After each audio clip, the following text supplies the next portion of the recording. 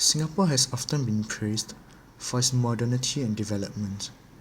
However, this place has made me see a whole new side of Singapore that has often been neglected. After alighting from SBS Service 70 at St. Vincent de Paul Church, I took a 5-minute walk past a major canal and large factories, only to come to the sign directing me left to Kampong Buangkok.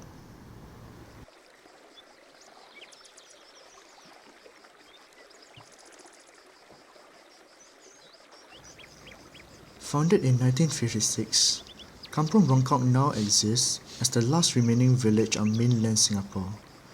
It is situated in the northeastern region of Singapore.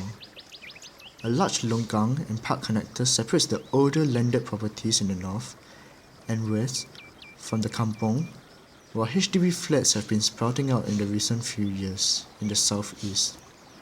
An old lady that I talked to on my way home after the visit to the kampong told me that she moved in November, after the built-to-order flats were complete. This iconic picture, depicting the floods of 1976, was a powerful one.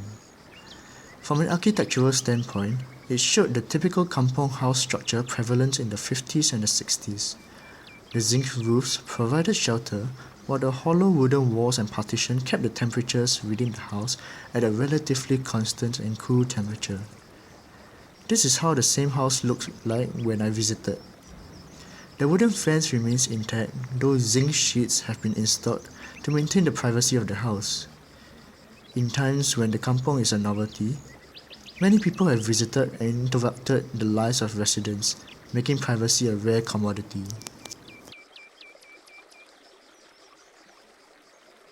While taking a tour around the kampong, I met Mdm Sng Mui Hong, who invited me into her house. Her humble demeanor obscures the fact that she is the owner of Kampong Buangkok. She shared many stories with me, including how the government installed electric lines in the late 70s, allowing them to enjoy the luxuries of television and refrigerator.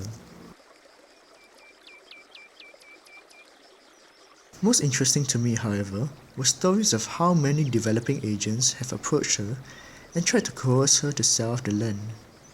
Today, the land Kampong Buangkok stands on is worth around 63 million.